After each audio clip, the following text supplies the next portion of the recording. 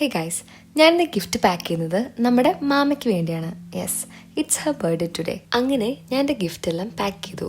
ഞങ്ങളിവിടെ 6 പേരാണ് ഉള്ളത്. ഞാനിവിടെ ആദ്യം വന്നപ്പോൾ വിചാരിച്ചായിരുന്നു ഞാൻ ഇവരോട്ടൊക്കെ സെറ്റ് ആകുമോ, ഇവരൊക്കെ എൻ്റെ വൈബിന് പറ്റുമോയെന്ന്.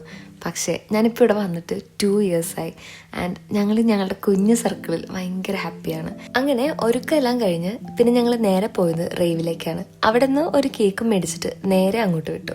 അവിടെ ചെന്നപ്പോഴത്തേക്കും അനറ്റും റിമമോളും കൂടെ ഓൾറെഡി ഇച്ചിരി പരിപാടിയൊക്കെ തുടങ്ങി വെച്ചായിരുന്നു. ശരിക്കും ഞങ്ങളിവിടെ ആരുടെ ബർത്ത്ഡേ വന്നാലും ഞങ്ങളെ കൊണ്ട് പറ്റുന്ന രീതിയിൽ ഒരു ചെറിയ സർപ്രൈസ് എങ്കിലും കൊടുത്ത് അവരെ ഹാപ്പി ആക്കാൻ നോക്കാറുണ്ട്. Because we are the family now. പിന്നെ ഞങ്ങൾ നേരെ മാമയെ കൂട്ടി റൂമിൽ വന്നു. ഞങ്ങളിവിടെ ആദ്യം വന്നപ്പോൾ അങ്ങോട്ടും ഇങ്ങോട്ടും വലിയ സർപ്രൈസ് കൊടുക്കലായിരുന്നു.